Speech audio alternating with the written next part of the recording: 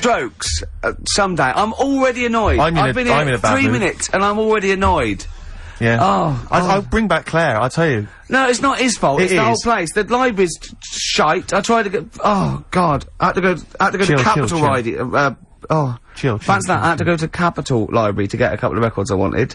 Right. Place is falling apart. The email's not working.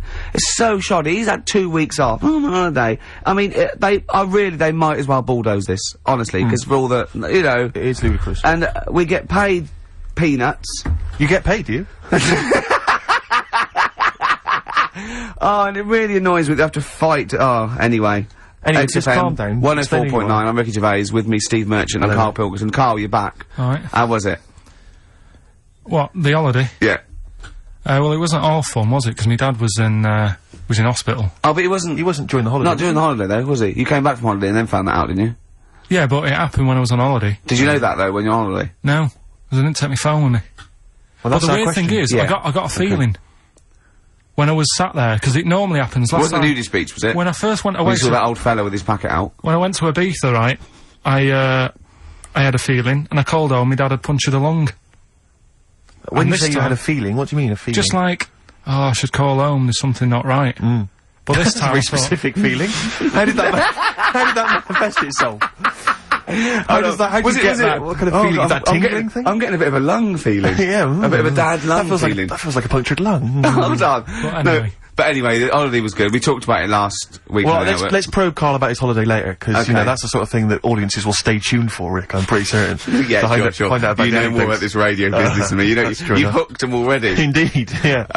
Well, also, I'm thinking we've got nothing. So now. We may as well save that. No, I resent it. I used to put a lot of work in, but no, I think of the money, which is, you know, for me, pretty shoddy. Well, you know what I mean? I don't usually get out of bed for an awful lot of cash. Well, exactly, yeah. And, you know, the whole thing is, the whole setup. It was raining today. I thought, I should have a cabin. You know, then the sun came out, so I walked in again. Ah, dear. How are you? But, I'll tell you what, I got a bit criticised last week as well, that I only played ballads and same songs, so I'm gonna rock out this week. Oh, I've been down to the Capital Library to get some good tunes, and, what about a little bit of AC/DC? Oh. Shook me all night long. Let's hear it. Well, that's cheered me up. In a better mood now? Yeah. Good. That's great. Should we rock out today? Yeah, well, yeah. Bit of Led Zeppelin, maybe, Stones. Brilliant, yeah, some other classics. Yeah. When are we going to talk about Karl? Have we run out of stuff already? Okay, already. let's go. Okay, now, yeah. So where did you go, Karl? What was the story? It was my birthday, right? Went home after working with you a couple of Saturdays ago, right? Girlfriend was like, open your card, and I said, no, it's my birthday on Monday, I'll open it then. You obey by the rules, certainly of birthdays, the birthday rules. Well, there's no point. Well, exactly, chaos leads that way. Yeah, right, so, not an anarchist, never has been. So anyway, she was kept going on, and it was doing me head in, so I said, alright, I'll open it. Yeah. So I opened it, ticket fell out, surprise holiday to one of the Canary Islands. So... And what was your reaction? I mean... First one was, we haven't got enough money. Right. For this. But I didn't want to ruin it, so... No. So I didn't go on about that, and I said, oh, it'd be great. So I can't wait. So, did you say it in that tone of voice? Well, it was good timing, because I was tired and everything. And, I'm not a big holiday fan. No. But the timing was right.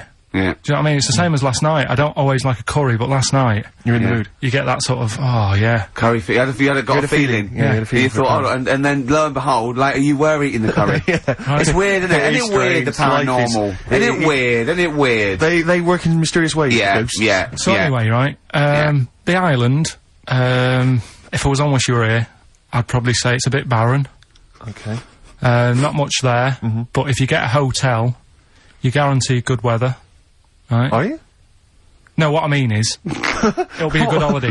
If you get a hotel, right, the weather's always good, so you'll have a nice time. Yeah, it was a comma, yeah, it was a, go on. And all that, and the food was alright, and everything was going alright. I was just having a nice, relaxing time. And how do you sort of spend your time on a holiday? You just lie around? Is that sort of holiday, just lying around. I bought a book.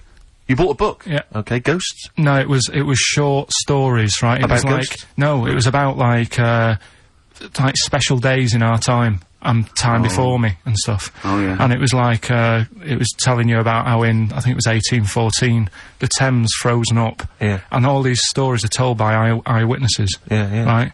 So there's some fella who was around in 1814, and the Thames was frozen, and people used to put market stalls on there, and they'd do the shopping. It was like it was like an Oxford Street. Was that Mad Liar Charlie? No, because he's famous for that. Well, I'm sure, you know. No, I think that was Mad Liar Charlie. Right. Yeah. So I was reading that, and then after a couple of days was a bit like, boring. Yeah, you can only do sort of so much lying around. And so much reading. So, Suzanne said, let's go on the beach, have a walk. You ain't gone on the beach? Where had you been up to this point then? In your room? No, just like round the pool, just relaxing and having a swim and that. Yeah. So she said, let's go on the beach. I said, alright then, yeah. So, wandered down to the beach, and, first impressions are, yeah, it's alright, it's clean. Your criteria is so basic, it's brilliant. Right. Hotel, yes. Roof, good. Food, adequate. Beach, clean. Next. So I'm walking along, and everything's good, and, you know, there's a woman, feeding fish bread, which I thought that's different.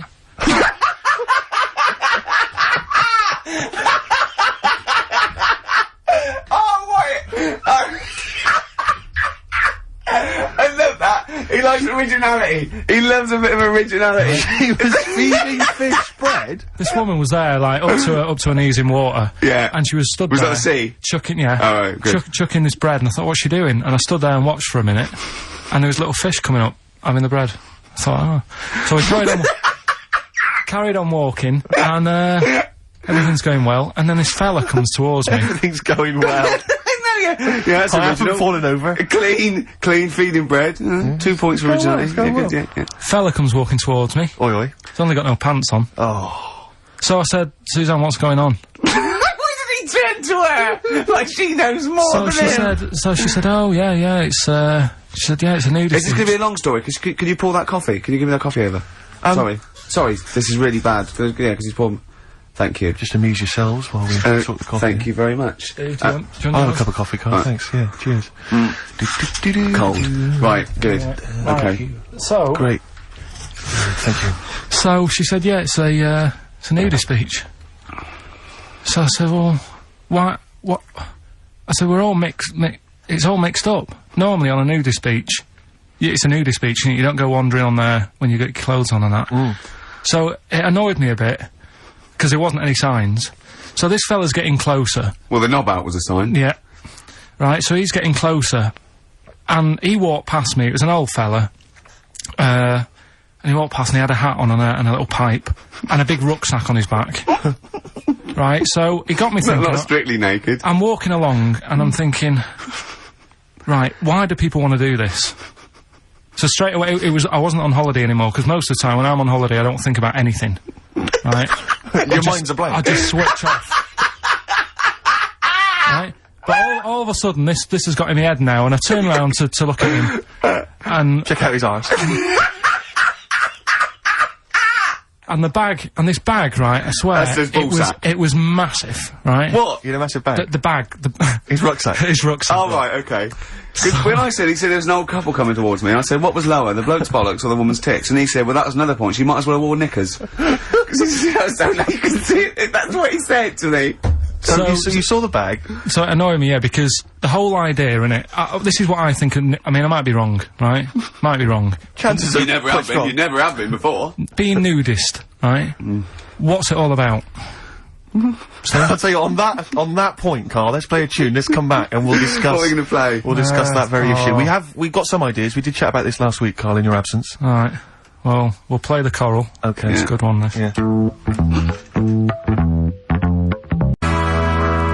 Coral, Dreaming of You, on XFM 104.9. I'm Ricky Gervais, with me Steve Merchant and Karl Pilkington. If you've just joined us, Carl is walking down the beach, and a man has just passed him with his knob out. Yeah, his testicles out and his huge bag, apparently. Right. Now, we'll sum this up, you know, quick, because we did talk about it last week, you know, you did call me and tell me some of these things, and we sort of, mentioned it last week, but, you just want to say just give us your thoughts on nudity.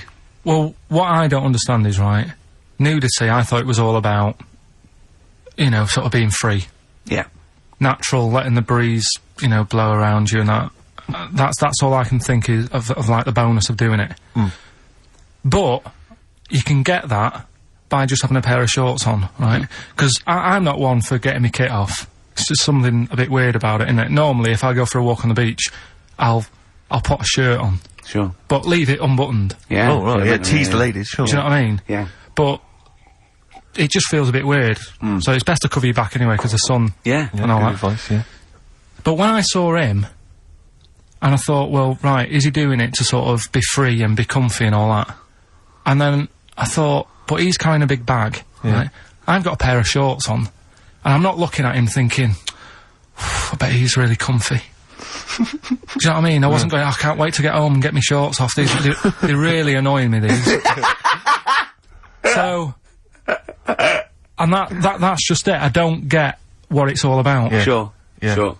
Well, okay. Well, my advice to you is don't go to nudist beaches again. Well, I didn't go again. Do you play volleyball? Nope. Well, there's nothing in it for you, to be honest, Carl. Do you ever walk around the house nude? Not really. Only if, like, it's quickly to sort of jump out of bed and go and get a glass of orange. But I've got to be careful, because living on a high street, this flat's right across the way looking in. Yeah. And the thing is, it's all Chinese fella. There's a little exactly. And who's the other one? Is he the one? There's the old woman reading a book. Yeah, it could be dead for all we know. It hasn't moved. There's some bouncers, and some bouncers? I think so, yeah. Is that a euphemism? They're always... There's always... Her name's Carol. But, yeah, the only time, if I nip out, sort of get out of bed at night, go and get an orange, I've still got to be careful, because if they're awake and I open the fridge door... Oh, and the you're light illuminated, comes up, yeah. They'll sort of see the light. And the shadow. Turn round. And the weird, long, stretchy shadow. Yeah. Why did you get... You get up and got orange juice or orange swash? You know, Robinson's. You can't advertise on... Why don't you take a glass of that to bed with? Why are you getting up? Yeah. Because whenever I do that, I normally don't wake up, and it's a waste, isn't it? The man is a genius. And he... Look, well, continuing our rocking out thing... Yeah, we're in a rock mood. Well, I think this sums up rock and roll, doesn't it? It's not called rock and roll, is it? Textbook. Play. The Scientist. Do you think that's about you, Carl? What happened there with all that rubbish pressing the wrong thing going out and that? Don't want to go... I've sorted it now. Doesn't matter. Right. You've come back, you're not focused, Carl. That's what concerns me. Your mind's on other things. I'm alright now, though. You I'm all ready to go. Yeah. You sure? Yeah. Okay. This is... Oh... I just... I'll tell you can't what, believe it. right? I'll tell you how focused I am. What? Got some new ideas for you. Go on Well, then. they've all been blinders in the past. Go on. Did you do any competitions when I was away? Did we? I think we did, didn't we? Didn't we give away a DVD? Did we? Yeah, we did, Yeah, go on. Yeah, Right. go on. Anyway. Well, I've thought of some, This isn't like radio, is it, as we know it? This is just people talking. If the mic's on, it's luck. Yeah. If anyone's listening, I've no idea what they think of this show. It's not a show.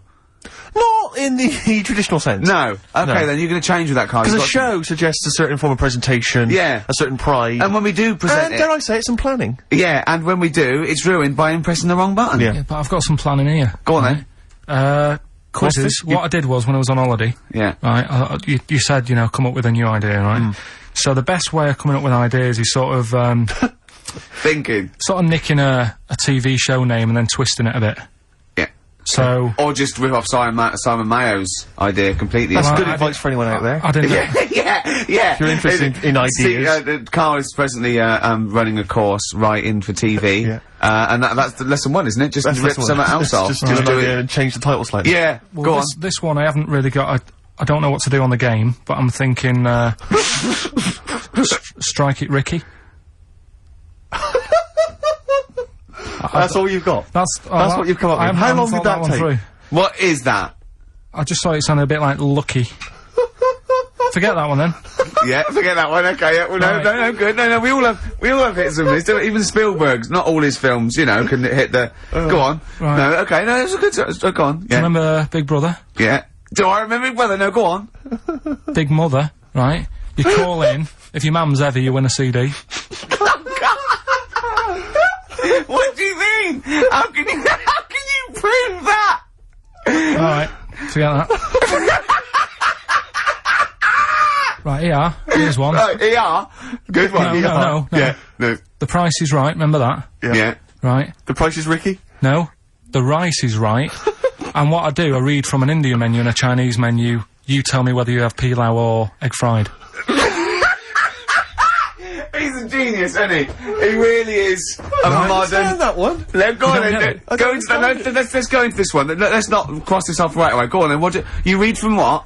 Well, I get a couple of menus from like an Indian and a Chinese takeaway. Yeah. And I'll go like, chicken korma. Well, could I just suggest that, as it's an Indian, it'll be pilau, and anything you read out that is... Yeah, but you don't know which one I'm reading from. What, the chicken korma's Indian, isn't it? Yeah, so you go pilau. But then well, you might as well say Indian or Chinese. No, because then the name wouldn't work. The rice is right.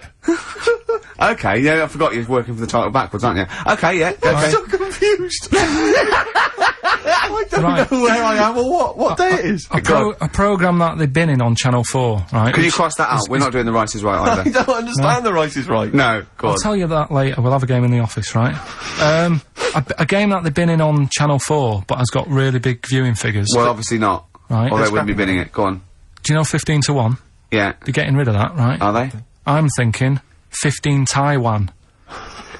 Get some items that are made in Taiwan, right? Get 15 items, and I say what they are, and then you go, oh, I bet it's the vase.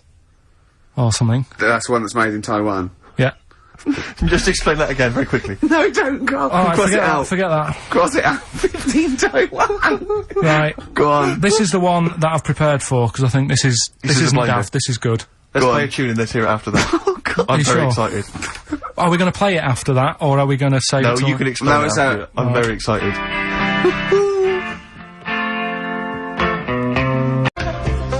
Good to hear that again, isn't it, Steve? Oh, fantastic. Waiting on a Friend by the Rolling Stones. Yeah? Go on then, Carl. On XFM 104.9, Ricky Gervais, Steve Merchant, Karl Pilkington. Go on. Right, this one. Remember Blockbusters? Uh-huh. Right, this one is good, and we'll do this one. Rockbusters. And remember how Bob Holness used to give you a letter?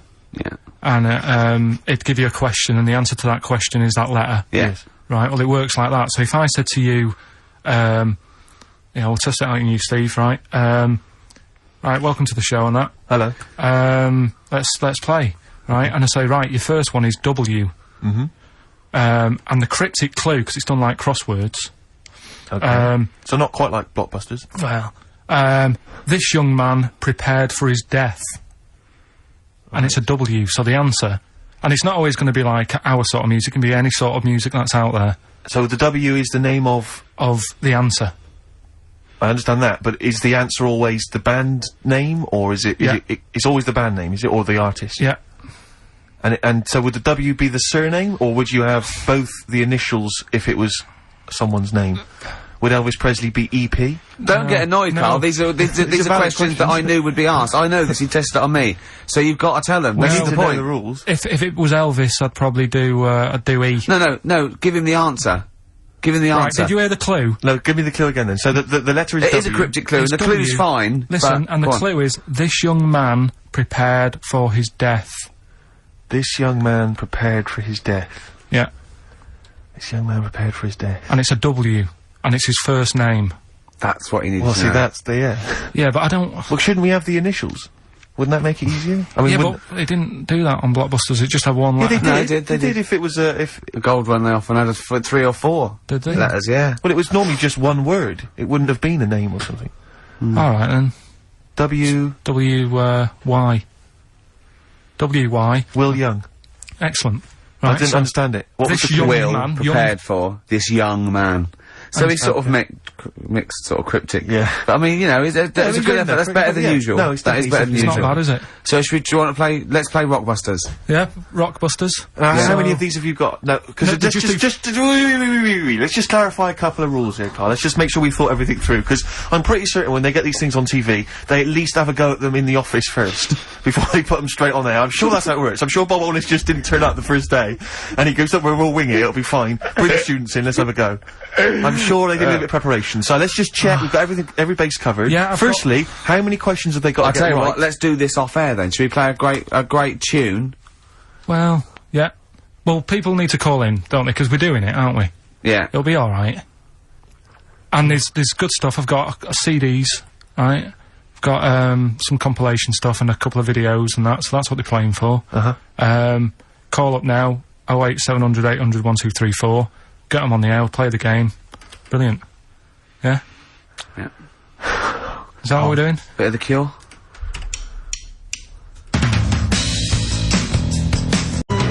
Right.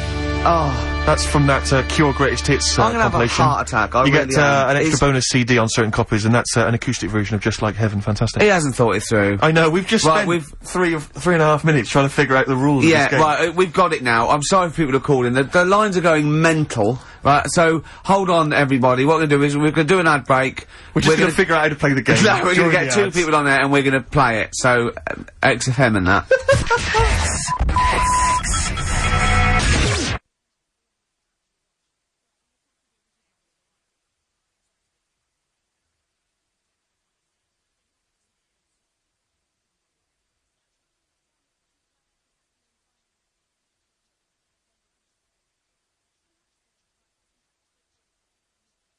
What's going on?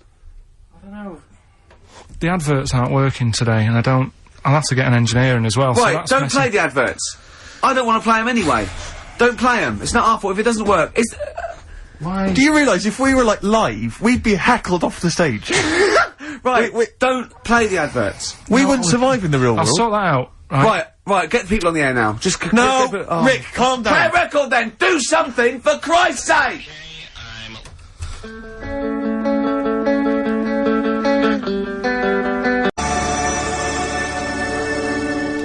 Brilliant, Pulp. Good news and bad news. Bad news is we have got enough callers to play Carl's game. The good news is we don't have to play any more adverts. Yeah. In this show. So, if it doesn't work, sod it. Right, who have you got on the line, Carl? Sam. Now, let's just remind ourselves, what's the game?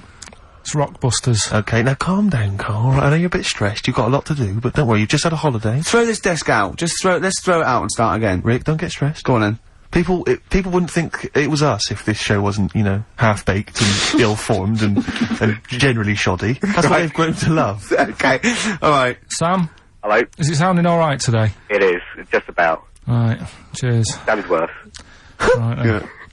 Well, And, that's- so we've got Sam on the line. Who else have we got there? so we've got Tim as well, haven't we? Hi there. Alright, Tim. Tim and Sam. Nice. You sound quite similar, lads. Could one of you affect an accent or something? Which one's Tim? Yeah, it's me. Okay, which one's Sam? This is Sam. Slightly deeper, Bit slightly deeper, deeper. yeah, Sam, yeah. yeah. And they're not against the clock anyway, are they? So it doesn't really matter. I suppose not. So, I think Steve just wanted a bit of variety. Okay. you understand the rule, lads? Could you explain them to us? Right, play it. Okay. Hang on, wait. Well, let me explain, because, I mean, life is too short. Now, Carl's gonna read out, say 3 clues, yeah? And, just shout your own name and answer it, or shout the answer. Shout your own name, then the answer if you know it, and it's the person who gets the most right. Okay. Is that alright? Yeah. Yeah. So, Here we go then. okay then. Shouldn't it be the first to 3? Well, yeah, but then he hasn't got... Yeah, he's got- I've got enough, it's fine. He's got enough clues for that. Right then, here we go.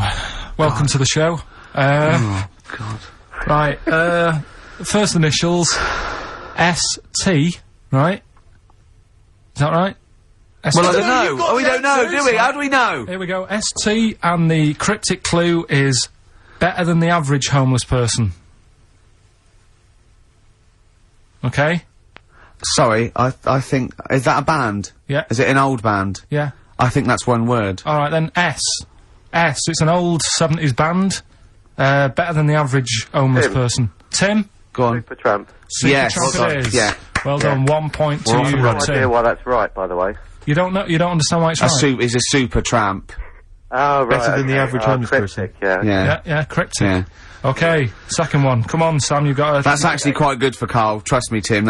I mean, take that as a good clue. Because, yeah, okay. We won't do this again. Right, 1-0 Right, to here we Tim. go. Right. F. The letter is F. That's the next one we're moving on to. And the cryptic clue is, the little girl is hungry. What shall we do? The S or F? I've got it. F. Ready? Sam. Peter. Yes, 1-1. Feed her. He's pulled out of the Feed her. Yeah. Feed her. Okay. Yeah. So that's 1 each. So this is the decider, isn't it? Wait a minute, ITV are on the phone. Well, you said first to 3, so no, it's not, is it? That's what I said. Just do the 3 clues and who gets the most. Okay, well, we can do that now. So, here we go. I love this. This is rubbish. Go on. So, here's the last one. The initials are AK, right? And the cryptic clue is exploding pet. Shout out your name if you know it. Last orders at the bar, please. Last orders at the bar. Exploding pet. AK. You're tuned to XFM 104.9, Karl Pilkington's quiz, Rockbusters. The format is still available. The highest bidder, please give us a call, or you can email ricky.gervais@xfm.co.uk. Is it a band or a singer? I'll give you a bit more of a clue. It's a pop band. Okay, we wouldn't. Sam, Tommy Kitten. Yes! Hey. Oh, this is amazing radio. Oh. So who was that won? That was Sam who won. So it's 2-1 to Sam, so he wins... What does he win, Karl? He wins some CDs and some videos. No, he's got obviously now, Sam, if you're ready, take the spot, you're gonna do the gold run. Away you go, Karl. I haven't got any more. You're a fool. Right, stay on the line, we're giving both some presents. Play a record for... Rick, I'm gonna shoot off. Not come!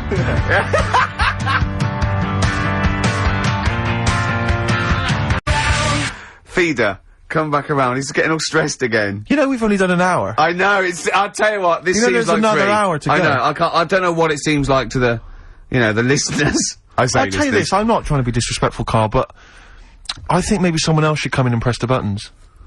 Because I'm not sure you're across it. I don't think you can concentrate on talking and working at the same time. I'm not sure you can... Walking Yeah, and eating. for you, it seems it's a bit no, like... don't say that. Look, he's gutted. No, there's a lot of gone wrong here. I say throw this desk out and get a real one. Seriously. Well, I think there's a Fisher Price one you can buy in Argos that might be worth but getting. we got there, but we were stunned because it was second-hand, this one. But, this is like the Mir space station. I mean, it really is falling apart. Get a new one in. Let's not, I can't believe it. I mean, look at that. Look at the library. Look at the gaps in the library. Let's not go on about this, because this isn't good. What? Whereas that quiz was. Whereas that was good radio. You can join in and stuff. But the with that. problem is, Karl, why do you rush to do it? I told you before we should practice these things. That's Although, how to be it's fair, done. Steve, I haven't got time to do anything, so at least Karl's coming up with stuff. But I don't mind, running What other through with ideas it have you while got? you're having a kip outside. Really? doing What the other ideas have records. you got? Have you got any other ideas, Karl? Because we've got another hour, but have you got anything at all? I've got that feature Educating Ricky, which is a bit of a play on words as well. Right? Do you know the film, Steve? Educating Rita. Yeah. I see what you've done. Go I'm on. doing that, and I teach Ricky stuff. What do you teach me, Karl? Well, I've got a few different topics. Go on. Do you know, like how you taught me about Hitler and Che Guevara and Winston Churchill? Mm-hmm. I'm going to come in with topics every week, and this week I've got, Ghosts? No, hanging bacon is one of the topics. Say that again? Hanging bacon. Hanging bacon. All the titles... Francis Bacon. No, all the titles are sort of named to sort of tease you and get you more interested in it. Hanging bacon. Well, you've certainly intrigued Go me. on, what's another title one? Hairy Chinese kid. I'm gonna go for that one. If there was a university degree with that title... Yeah, no, I'm gonna go for Hairy Chinese Kid, And I the think. final one, Yeah. Alien gives man a beard. Right. Alien gives man a beard. I am gonna burst. Right, listen, Karl, you've gotta tell me. Right, first, let's do it in No, reverse we're not gonna do it now anyway. What do you mean? We've got to do it now. I mean, this is the first interesting thing you've said in an hour. Okay, the listeners have just been subjected to rubbish and mistakes and everything for the last 6 months. Please, we've got to do Alien gives man a beard. What is that? Tell us that. Right. Sorry, this is just you telling me something, is it? This feature is you telling me something. Well, teaching you something. Educating Ricky. So are we playing it now? We're already into this feature. Well into this feature, are we? Yeah, I suppose we are, yeah. Should there not be a jingle or something? Yeah, can we have a Well, there's jingle? no point, because look, I come up with ideas and you dismiss them straight away, so I'm not wasting my time making stuff. Right. If you don't like well, okay, it. let's play Educating Ricky. Right. Brilliant. Go. Right. Ding-a-ling-a-ling-a-ling-a-ling. Educating Ricky. Right, what we going for then? Hanging the bacon, Hairy Chinese kid, Alien gives man a beard. I think Alien gives man a beard. I'd like to do that. Right, there's this fella, I think it happened in America, and he saw a bright light in the sky. And, Carl, if you're bored. and he stood there. This is a true story, is it? Yeah. He stood there, Yes, of course it isn't, Steve. and he saw this bright light, and it came closer and closer, and it was a UFO, right? Yep. And he looked at it, and it disappeared, right? And he gets back in his car, He looks in the mirror. and he looks in the mirror. Yep. He's only got a beard. He hasn't. You sure it wasn't someone else who got in the car? And he was still standing out there? No, right? What? And it turned out, Yeah. he got home and said to his wife or his girlfriend, it's a bit weird. So I just got out of the car to look at a bright light, and I got back in the car, I grew a beard, and she said, never mind your beard, where have you been for 3 days? And what had happened is... He passed out because he was pissed. No. The UFO had taken him for 3 days. Yeah. But he'd only thought that he'd only looked at it and it went away. Yeah. But what had happened is, he yeah. took him, and Yeah. he grew a beard because he hasn't had a shave. Right, okay.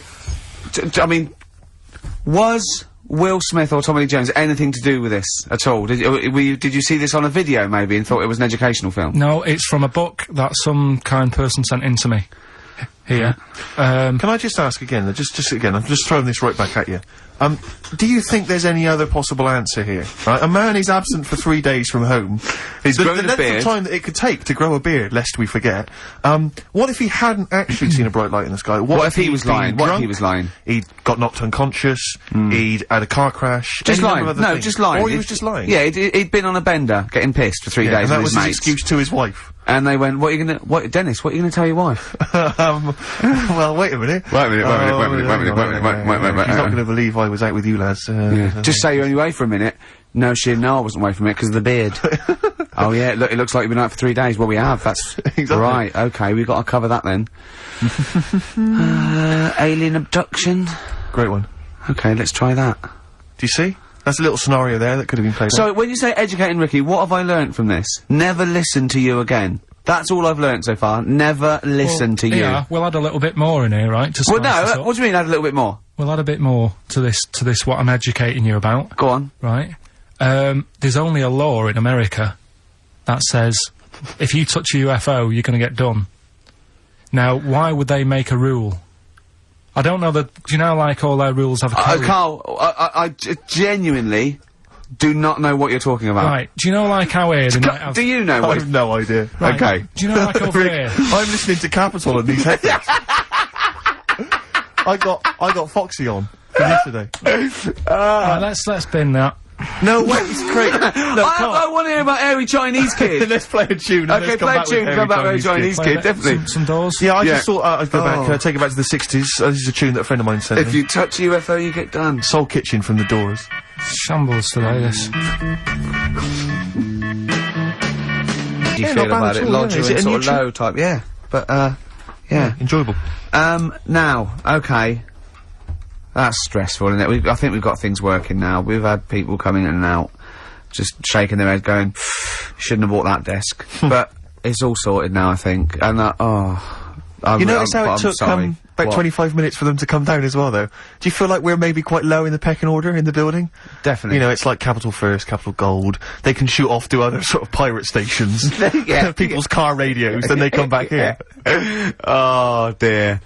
Oh, I had a job at Richard Sounds. Yeah. Light fitting was, buzzing. Yeah. Now, but we've got, thanks for staying, listening. Right, okay, educating Ricky. What have we got? Airy Chinese Kid, go on. Right, yeah. This is the, I didn't want to do this.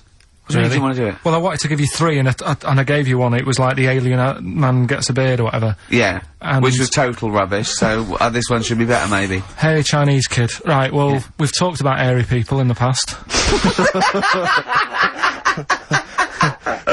True enough. haven't we? Yeah. You know, the little kids who grew up in woods and hung around with wolves and that. Yeah, again, you're confusing it. Yeah, they're not, there were some people that were born very hirsute. They were not the people who were brought up with wolves. You just put that together in your Homer Simpson type mind. Right, well, this is like a sort of close to that sort of story. Yeah. But the weird thing is, right, Chinese people aren't that hairy as a nation. No, seriously, that's a well-known fact.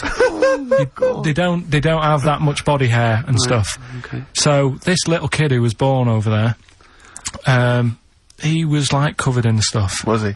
And it was only his nose that wasn't hairy. The rest of his body was caked in hair, right? And his hair sort of What grew. sort of hair was it? Was Thick hair. No, what I mean is, was it sort of, like a pony's mane, so he just looked like an Ewok? You know what I mean? Just like hanging down sort of straight, dark hair. In the picture, it looked like, it grows from his eyebrow. It grows from his eyebrows quite thick, and then it just goes all the way over his head. You don't think it was just really long eyebrows that he'd done a comb over? No, it was all over his body. It had a picture of, like, his back and that. Yeah. And, Had he styled it? Had he styled it at all? Did he have it in a quiff, or? No, it was just hanging everywhere. all over him. Yeah. And they were like, you know, this is a bit weird. Happening in China, where we're not normally that airy. That was the scientist speaking there. Yeah. And the local press and that were getting him down, calling him monkey boy and all this. Oh. And, Thinking Chinese press. but the doctor, Yeah. Oh. They're cruel, aren't they? It's like those game shows. That's Japanese, isn't it? Yeah. That's all. Yeah. and the doctor said, I was Carl talking through all that time while we were just like talking to each other then. Because I turned round and I still saw he was talking. Go So on. anyway, the local press came down to see the hairy boy, the monkey yeah, boy. and they were like being tight, taking the mickey out of him, and the doctor said, Showing him nuts. he's only airy. Said, he's a healthy young kid. The only faults he's got is he's got a little bit of eczema and a boil.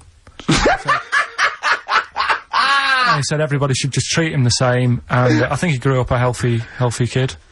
Yeah, so that's the, That's the end of the story. That's not a story. why? But I've got nothing. I don't know what to say to that. So someone in China was born slightly hairier than the rest, and he was normal apart from eczema and a boil. That to me isn't a story.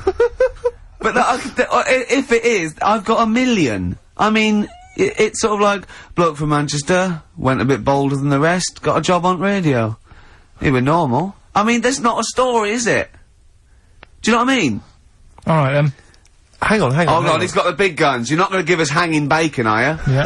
Come on then, come on then, Right. come This is the one on, we've been looking come forward on. to. This is it. No, this is a good one. This is the one. And this is a story, right? Do you know the saying, chewing the fat? Good one. It's one of my favourites. Yeah? Yeah. Do you know what it means? Talking. Right. Well, do you know where it came from? No. Right, what they used to do years ago, when people didn't have much money. Is this the same as throwing the baby out of the bathwater? No, it's not it's not the same saying, but it's... No, but I mean, is it as wrong as that was? Well, let me tell you, and we'll Go see. on. Okay. Like, people go out to work, and with the money, they'd buy food. Oh yeah, go on. This is a good system. What? Go on. What do you mean? People go out to work and with the system. And if you were quite well off, you might treat your family to some bacon, right? But do you know, like in these days, if people earn a lot of money, they might buy a nice suit or a car. Yeah. So what are you saying? You're saying wait. Let me get this straight. You're saying that you go out to work and get money to buy things to live, and if you get sort of enough money to live and you've got some left over, you might treat yourself on like a suit or a car or something. Is that what you're... Yeah. Oh, but go on. back then, if you earned money, they'd say, This is olden times. yeah, Okay. let's get some bacon in, right? And what they'd do, they'd hang it in the kitchen What, to show it off? to show it off to all the neighbours and friends. Because if you had hanging bacon, it was like, he's doing alright for himself. Yeah. Some lovely bacon. So they had loads of bacon hanging up, and people would come round, right? And whilst they stood in the kitchen talking about whatever they're talking about, in olden times. they'd say, do you want a bit of rind? And they'd rip a little bit of rind off, and whilst they're having a chit-chat, Chewing the they'd fat. chew on the rind. Well, I think that's probably true. And I it's haven't like- heard that, but that one to me sounds true. Do you see the difference between that one and a man was abducted and grew a beard? Can you see the difference in Yeah, but why I different- accept that story? Different stories for different things. Different stories for different things. So, see, that's a nice story. If it's true, I don't know if it's true. I mean, but it seems totally possible, viable, quite interesting. I won't be quoting that myself until I've verified it. But that's, you know, I won't be telling anyone the bloke got in the car and he had a full-faced beard. Why has his car been towed away? Because it was a quiet road. Was it? wasn't in the way. So, Are you filling in the blanks again? That wasn't in the book, was it, that you read? See, that's the thing. Sometimes I think you make up bits of the story as though they were fact. That doesn't seem right. Well, that's all you can do, innit? So that's educating Ricky. Will we Brilliant. do that next week? That is brilliant. No, I think Carl. that was good. I did. I mean, I enjoyed that. I learned something from that. I mean, I want to get. I mean, this is all from one book, is it? Yeah. That's an interesting book. With the, I don't want to dwell on it, but with the hairy Chinese kid, what did they say about that? What was the, I mean, was it once there was born a kid who was slightly more hairy than everyone else, but it's all right. He only had a boil. How did they word it? How did this capture your imagination? There was a picture. It was a picture that grabbed me first of all. Yeah. Sure. And it was like, God, what's up with him? And that's when I read it. Did you see the boil and the eczema or just the hair? No, you see, because his face is like, just under his eyes is sort of nice and smooth, and his nose is sticking out, and that's not hairy. But the rest of him, it looked like he had the sort of a balaclava on or something. And then I read on, and it's like, this is a hairy kid in China. Yeah. Yeah. So. Yeah. Okay, good. Anything else in there? Because, I mean, I like that. We'll do more of that next week. How is that alongside, hanging bacon, alien abduction, a hairy Chinese kid, and, a little interesting fact about the derivation of a phrase? What do you mean? He didn't understand a word of that. I knew the word derivation was going to cause problems. I thought derivation shouldn't have come out.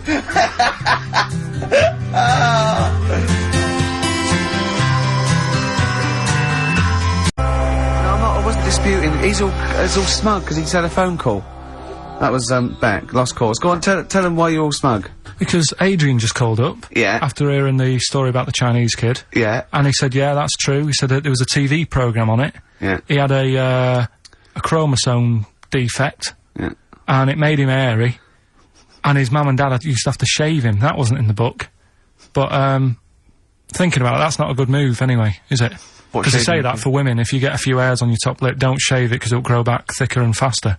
So... Right. They should just, let him be They should have just said, well, let's see how bad it gets. But if they went in there straight away if he came out as a baby and a little bit hairy, they should have left it for a little bit. But Adrian called up and said, yeah, he was hairy, he was but alright. we weren't disputing there was a Chinese kid born slightly hairier than the rest. We were disputing the fact that you didn't actually tell us a story. You just told us a And sort what we are of selection of disputing is that man was abducted by aliens for 3 days and grew a beard. Yeah. That's definitely not true. No. We don't know about chewing the fat, but it sounds quite viable. Yeah. You see, the difference is between me and Steve and you is that what we believe isn't random. Do you know what I mean? It's not random. The things that... We don't believe stuff just because it's interesting. It's not every other thing we believe and every other thing we don't. Well, I think Karl believes stuff if it's interesting. Yeah, I know. Yeah. If he thinks, oh, intriguing. Fact.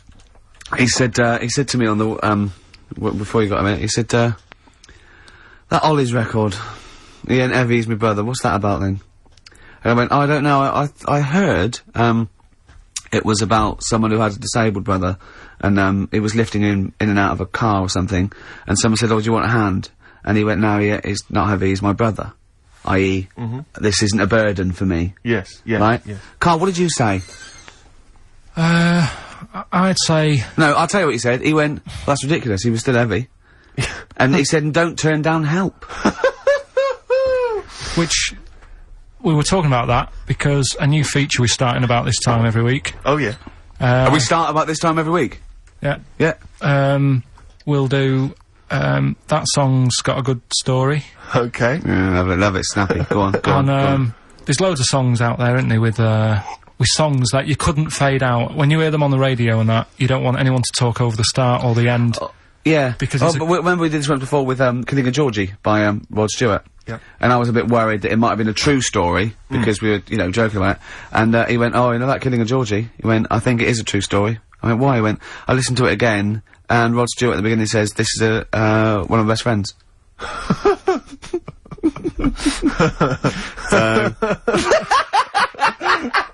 It's brilliant, isn't it? It's genius. So there's loads of songs out there, and what I want to do, we want to get the audience involved in this, so if you've got, like, a favourite song that's got a really good If you've got an story, audience. well, yeah, go on. and they email in ricky.gervais@xfm.co.uk, and they say what the song is now. What would examples be then? Examples, ones that jump to mind straight away for me, Elvis, In the Ghetto. Yeah, good one. Brilliant. Andrew Gold, Lonely Boy. Absolutely. Don't know that one. Eminem, Stan. Right, yeah, good one. You couldn't fade it out, could you? Because you go, well, what happened? Yeah. Yeah, no, absolutely. And that's what I'm saying. Not just any sort of pop song that keeps repeating itself. And, you know, it's like, it doesn't matter. It doesn't matter if it skips or, you know what I mean, if you turn the radio off. Yeah. But I'm talking about Ernie, songs. the fastest milk in the world. Yeah, that is a good story. That is a good story. Oh. Yeah. Do you know that one? Yeah. Yeah, it's a story, yeah. Ted from Teddington, he drove the baker's van. Well, So what have we got then? Have we got one? so we're going to kick it off today with Stevie Wonder, Living Just Enough for the City. Okay. And, just briefly. Sum it up. Right, if you are nipping out, maybe you're in the car and you're about to pull up somewhere and get out, what it's all about is a lad who's growing up in, like, America in some rough area, right?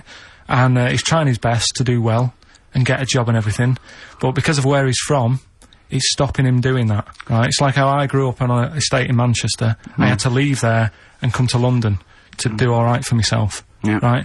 And it's his whole family, and it's a tale of, like, how his mum works dead hard and works loads of hours, but the kids are always well dressed and cleaned. It doesn't mean just because you haven't got a good job, you let your house run down. Do you know what I mean? She's looking after it. The sister, you know, she hasn't got new clothes, but they're always clean, and her knees are clean, I think it says in one point. Good. Excellent. Clean knees, always important. So will we give it a listen? Let Brilliant, it's a Well, I great don't track. think Stevie can do it justice. After that explanation. Right, so... I'm not sure he's I going hope to he top uses, that. like, some sort of, like, backing tune to try and, Try and pep it up a bit, because Yeah. you have really knocked it to the socks off so- it. brilliant. I'm looking forward to the clean here we go knees. then. It's a new feature. What is it called again? The story in that song's really good. Here's Stevie Wonder. Go on then, Carl. Back announce that. It's your choice, that. Right, songs with good stories that you can't fade out. Yeah. Although you can heavily edit them for Yeah, I them. noticed you didn't play the full version, which has No, it's obviously radio, got the complete story in. You've just played I haven't heard the other. That's single all I version. know. Well, in the album version, he gets goes to jail. abducted. He gets abducted as well, and he comes back with a big beard. Yeah, and he's No. covered in hair. No, No. he gets arrested and goes to jail. But it's just, you know, it's just because he gets picked up because he's black and he hasn't done anything wrong. There's a whole other never heard that sort one. of section. Maybe we should change this section. No, what we'll do, right? Abridged versions of songs. Yeah. No, next week we'll play the second bit, and it'll be like Star Wars or something like that. Brilliant.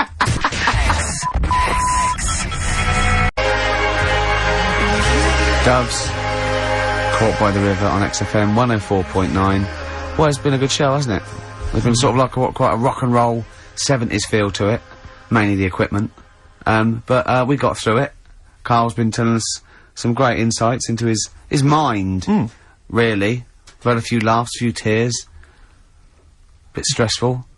What were you telling me in the week about when you went to visit your dad in hospital?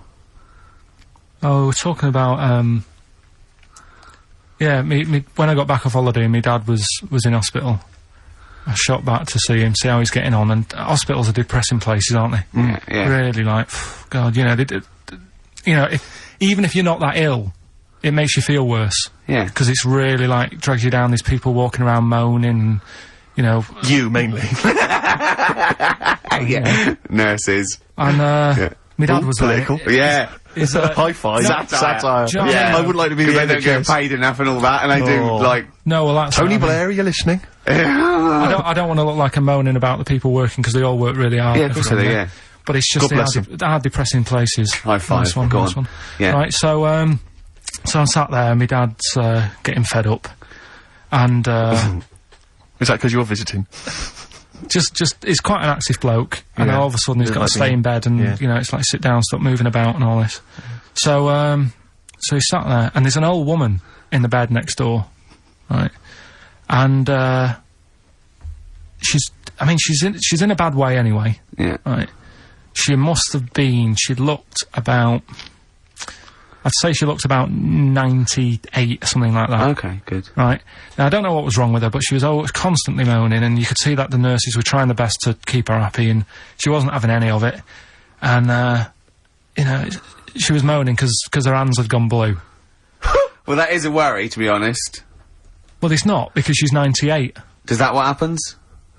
But why doesn't the doctor, if I was a doctor, and I'm not one, But, No, Carl, don't be modest. Are you a doctor? Yes or no? but if I I was think he's there- let it slip. Are you, Carl, are you a doctor? No, listen. Look me in the eye. Right. Yeah. Right. So this Carl- woman had blue hands. Had She she had- seen a spacecraft? Right.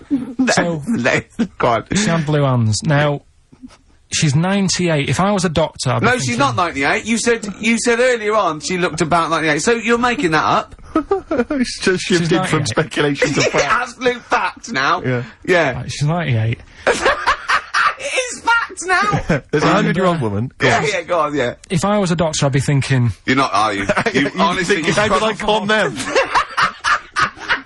How did I get away with this? I'd be thinking, Right. she's 98, she hasn't got long left, why not just let her be at home and be happy in With her her blue own, hands, in her own space, Yeah. you know, and let her have a nice life, whatever's left. Because she may hurt herself, so you may have falls. Some people have to go in there for their own protection. She might not have immediate More family. than that, she may not have been dragged in against her will. No, She may no. have come to hospital because she was worried Yeah. about her blue hands. Yeah. Yeah, but when I was talking to Ricky, he said, oh, what it would have been is, probably a bit of, did you say it's rheumatism or something? No, I said I mean, a blueness can be through lack of circulation. Right. So, just... And say, I'm definitely not a doctor. You've got blue hands, bad circulation, we're gonna send you home, we'll give you a Rubik's Cube, play around with that with your hands, get the blood... Rubik's Cube! Get the blood pumping, Yeah. and don't worry, I don't say, oh, it's really bad, just think she's 98, let her have a nice rest of the life. Yeah. But instead, she was there, and the annoying thing was, and they do this with a lot of people in hospital, they pump you with drugs, try to sort it out. They don't, you know, there's probably a bit of guesswork going on. Maybe. A little bit. Not as much as you, but go on. Right? And because of that, they sort of break wind a lot. So I'm sat there with my dad talking. Drugs do that, Steve.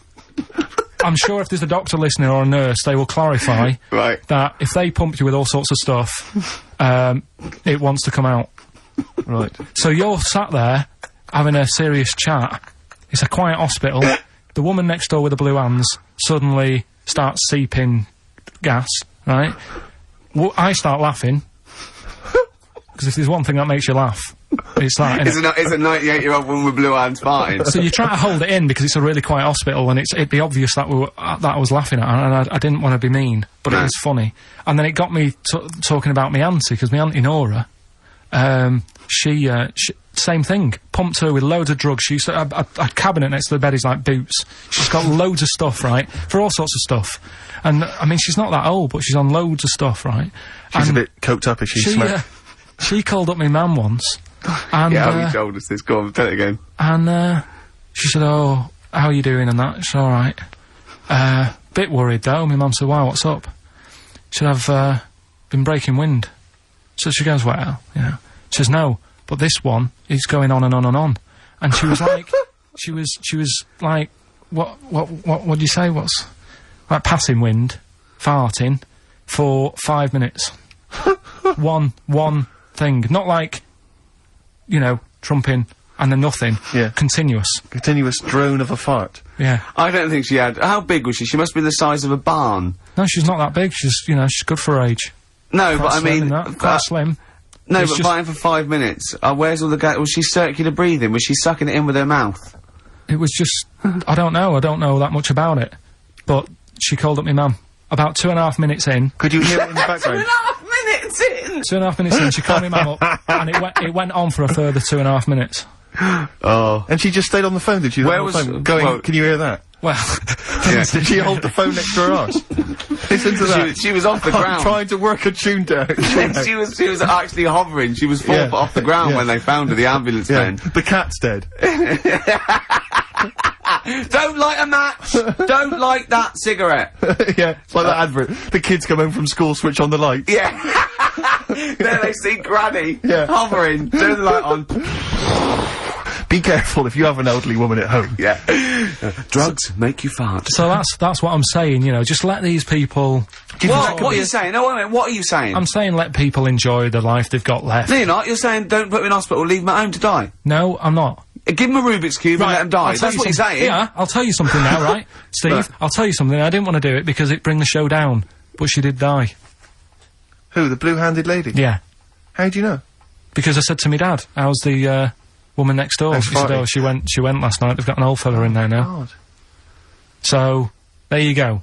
So, wouldn't it have been better to leave her at home, where her friends and family can call her and speak to her, even nip-dap round if they want, you know, with a cat, I imagine.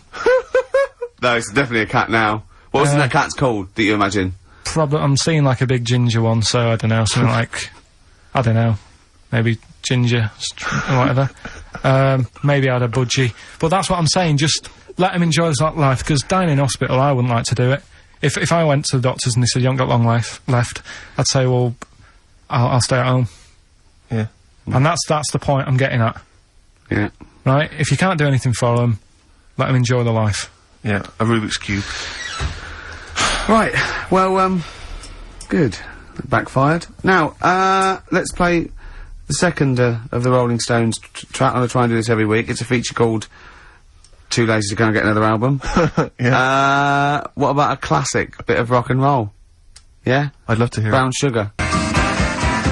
Well, Stones, Brown Sugar. Steve thinks I can't tell you what this is about, because it's too rude for radio. But you've done it again, haven't you? You've said another call, haven't you? Yeah, just that, drugs do make you have wind, morphine especially. That's the bad one to have. And that was from a medical student, wasn't it? Yeah. Up in Leeds, so cheers for that. Haven't had any calls about the alien abduction, funnily enough. it. No clarification on that so No, far. no. Keep you posted, though. Yeah. If When those anything calls happens, come we in. will let you know. Yeah. Yeah. Well, that's it. We got through it with all these mistakes. They've got to get this equipment fixed and they've got to go to HMV Monday and buy about, I'd say, £5,000 to £10,000 worth of new albums. It's gonna be good. Definitely. It's gonna be good Get next this week. fixed. No, get this fixed. Definitely. Yeah. Don't go on about that. Next week, though, we'll have more educating That's the Ricky. phone. Look, that's the phone. Yeah, don't do that. What? Educating Ricky. We'll do the quiz. Rockbusters. Do that again. Right, Yeah. I might And not be songs. here. If that's the case. And Steve, What? what have you got? What, next week? No. I'm just track. gonna bring some sandwiches. Do you notice I was quite quiet for the last 20 minutes? Yeah. Just dozed off. Yeah, well, the air conditioning's, I'm feeling quite muggy. It's too, that doesn't work either. And this is, I'm totally serious, I'm not joking for the, it's ridiculous. So, Right, a song for the ladies to end with as ever. Sly and the Family Stone. It's always a favourite. If you want me to... Richard Ashcroft. Check the meaning on XFM 104.9. We're back, Steve, it's Saturday. That's true enough. Steve Merchant, that is. Hello there. I'm Ricky Gervais, obviously. Hello there. Carl's still away, Claire Sturgis is back. That's Hello. absolutely true. Yeah. Hello there, Claire. Nice to see you. I think a lot of people were hoping that Carl will be back this week, but we're pleased to have you. No, they were actually. I did get some emails during the week. Really? Saying what? Just saying it's really nice to, hear you again on the Saturday afternoon. It's nice, and but you're not really very funny. And when's Carl coming back? You know? So sort of being Sure nice it wasn't to to me. us? No, it was definitely Because they think that as well. directed to me. But no one can compete with Carl. They can't. Well, we used to sort of like, come in and, when we discovered Carl early on, we just thought, this is comedy gold. Just let him speak his mind. But then we started thinking, oh, we can't follow him though. Yeah. So I remember Steve going, look, we've got to come up with some We stuff. need to chat. If anything we've got to say to each other, we've got to say that in the first 20 minutes, and then you just unleash Carl. Yeah, And he's because like it's just you can't follow him, and he's off on one. And they have stories of upbringings with bizarre creatures that lived in Manchester that were half human, half bat and frog and things. I'd love to take him back to Manchester in some kind of TV documentary. You know, when Carl went home.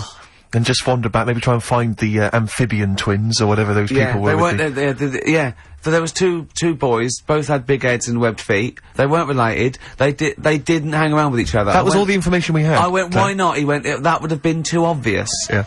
Like they look at each other across a room and go, yeah, you think I'm coming to see you just because we're a similar species? Yeah. You're mistaken, mate.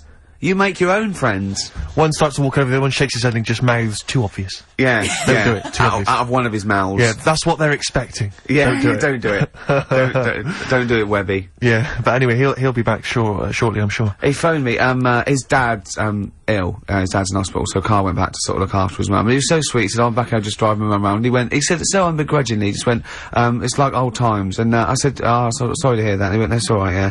I think it's gonna be fine. And I said, how was your holiday? He went, yeah, it was good. Except, it were a nudist beach, so he didn't tell me. I went, of course it was. I went, what do you mean? He went, well, sitting on the, I don't know why they have to do it. I don't know why they have to do it. Why do they have to do it? He went, Suzanne said they think there's nothing wrong with it, like being a transvestite. Right? Right? I went, I love the fact that your girlfriend has to tell you what's wrong and right in the world. And he went, well, we're walking along the beach, fella coming towards us, with knob out. I went, oh, what's going on here? Right? And he said, and because it wasn't all nude, he's walking round, he's stark naked, and he wants the freedom of that, but he's got a big rucksack on his back with his clothes on, just to get changed. He went, so what's the point in that? Right? And I went, he should just carry the book. He went, what, and covered it up when he went, oh yeah, good idea. See? He went, but I wasn't happy. He says, and that was the first day, so we didn't go there again. I just imagine his little face. Yeah, just going, alright, gobsmacked. That's out, that's out, what's that doing out? Why has he got his out? I imagine Karl sort of dressed in a suit. In a sort of safari suit, done right up with a cravat. I'm not undressing. I don't want people seeing the flesh. That's for you, love, and no one else. But I love the fact that this girl goes, Karl, they don't think there's anything wrong with it. They're just happy that way. and he in his own mind just goes, like being a transvestite. He knows there's nothing wrong with that. I'm always a little bit suspect about people who like walking around nude. I think you meant transvestite. No, nudists. What? Hold on. Can you be a naked transvestite? What are you then? Yeah, I suppose you're a... When Eddie Izzard's naked, is he a naked transvestite? That's an interesting metaphysical question. Yeah. Yeah. On XFM 104.9. If you know the answer to that metaphysical question, or indeed any of the famous ones, if a tree falls in a forest, no one hears it, has it fallen over? Any of those. Excellent. That's brilliant. Yeah, if you leave the room, Rick, does it get quieter? Yeah, what's the sound of one leg hopping? Exactly. What we got there, Claire? Do you want some music or I'd love to hear a it. bit What more you got? chat? Yeah. I've got the Vines actually. Oh, play it. Nice. Hey Claire, out of the way. Yeah. No, I'm not talking to you. It's the name of the song by the Vines. Excellent. Yeah. XFM 104.9. I'm Rick Gervais, with me, Steve Merchant. Hello there. And Claire Sturgis. Have you ever been to a nudist beach? Have either of you been to a nudist beach? Yes. Have you really? No, last month I went on holiday to Antigua and then I went on the nudist beach. Really? I wanted an all over. Sure. Because I was with my family once when we went on holiday, family holiday with. I just got you going on and a inspector coming on going, and the glasses, and the glasses, and you don't wear them there. No, I went there with it was some friends of my like family friends, you know, like kids. So it was kids my age and my sister's age who and parents were all friends, you know. Go on holiday to this. End up on this nudist beach, not a nudist beach, but where people sunbathe topless or whatever. Or maybe maybe it was just because it was France. Where I think a lot of that goes on, generally. All beaches in, semi-nude. No, but that's different. The nudist beaches are sort of, they're cordoned off. Sure, with the cocks and everything. We can't say that. You can't say cock. Or did you mean the chicken? You meant the chicken. chickens. A lot of them naked got people farms, a lot of French farms. Birds around with There them. is a lot of poultry. And by male bird, I don't mean transsexual. You don't mean, no, I don't want to, because that's also offensive. That is also offensive, so be careful whenever... Please be careful. Claire, be careful what you're going to say on I just want to say to the radio authority or anyone listening, when we say cock, we are referring to a male bird, and... There is no discussion there, there's nothing, there's no other issue, there's no other ambiguity. Okay, go on, what are you talking? So, there's people walking around with their birds and often they got their knobs out as well. So it was just a topless beach. So we're all on holiday. So there were tits there as well? There were some tits. We've got a family of tits that come and eat the nuts. That chew on my nuts. Go on. We're confusing. No, we have! Jane's got a little, bag of nuts. That she makes me hang out of the window. Right. So you'll often be hanging your nuts out the window. And the tits so the tits can... Sure. God, I don't know what... Please! Go on with this story! Sorry, so what I'm saying is... God! What I'm saying is... Yeah. We went on holiday as a family there. Yeah. There was some tits. There was some cocks. And I found it all a little bit, because I was about 14 or something, I found it all a little bit disturbing, because I hadn't been introduced to this sort of thing before. Yeah. And obviously my dad was having none of it, like, a bit like Karl, and obviously my mum wasn't up for that, but the person we went, the mother of the person we went with, she took her top off, and I didn't know where to look, because I didn't want to make an issue of it, I didn't want to make, I didn't want to, but it was like, because I was with my mate, I was going, well, I wanted to say, well, there's your mum with her knockers out, really. I mean, that's your mum over there. Hello, Dave. There's your mum's knockers. There you go. Yeah. There's your dad. Popped out. Yeah. Popped out. His little man. His little fella out your there. Dad's fella's there. He's wandering about, and he's having and your mum's got he's getting a tan on his little fella. Milkers out. So it was all it was a little bit disturbing, and I've never quite got that image out my head really, because it was all. I didn't know where to look. I didn't know what to do. A friend of mine, I won't say what his name is, right? He's about 25 now. When he was, I think, 14 and 15, I mean, the worst age, he went to a nudist holiday with his parents and his sister and some of her sister's friends, and he absolutely hated it. Yeah. It absolutely. Well, that's it makes me sort of queasy to think about it, especially if you're with your family and friends. Yeah. Because I don't mind looking at nudie ladies that I don't know, really, but I don't want to look at relatives, you know, or people I've grown up with, or indeed the likes of you. I don't want to have to see that kind of flesh tone. I don't want to know what's going on underneath those clothes. You know, you've keeping them hidden from me. Well, you haven't. You've shown me much of it in the time I've known you. So sometimes there's not a bit of your body I haven't seen at some point. You know, you'll have got your trousers down. Look at the arse. That was, thinking that was hilarious, or the old, the Johnson feeding the birds on the windowsill. It is strange because there isn't anyone with it. Let's face it, there isn't anyone with it. But I know what you mean. I think it's because we spend so much of the time covering it up. You know, it's like in the summer months when girls start wearing kind of short sleeve t-shirts or short skirts. You'll have blokes just going mental, just And I think it's because women spend most of the year because it's so cold here, covered up, that men forget what's under there. And then when summer comes around, they can't believe it. Actually just hang out of a car window or hang over scaffolding and say, "Get your tits out." I want to go. Has that ever worked? Has it ever worked? What's your success rate with that? I was off to my big job in the city, but I got 20 minutes. Why not? Shall I come up there, or are you going to come down? Oh, dear. Extraordinary. Oh. Right, what we got coming up? Quick, keep them hooked. Well, Rick, we've got some songs and some more chat. There'll be some chitter-chatter, and there'll be some songs. We had an email last week from a fella calling himself Paul. I don't know if that's his real name. He said that sometimes... I'm suspicious. I'm already suspicious. He said that some time ago we played a cracking Johnny Cash cover version of U2's One. Remember that? I think maybe the last time you were here, Claire, maybe. Class. And he says, he's been trying to track down that album. He says, unfortunately, like an idiot, I didn't listen to it, and I didn't catch the name of the album. Could you, by any chance, send me the album? He's having a laugh. He's having a laugh. What, for free? Yeah, so that's not going to happen. Actually, email him back, say, Paul... Shall I do it now? Give us £8 for no reason. I've also called him some quite offensive names. I'll put, from Gervais. Oh dear. He's not gonna like that. That's pretty grim. Nor's his mother. No. You shouldn't have brought her into it. Indeed. Johnny Cash. Oh, I heard that. Johnny Cash.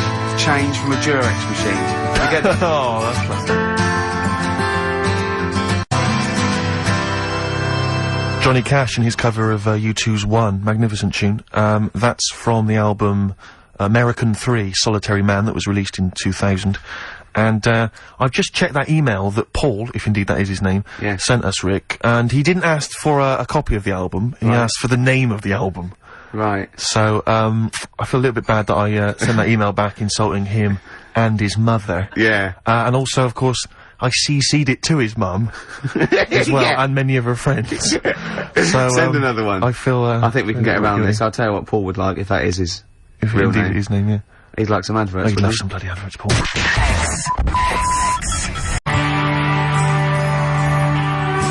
Oasis, Little by Little, on XFM 104.9. I'm just moving the mic there. Hold on, I'm getting comfortable.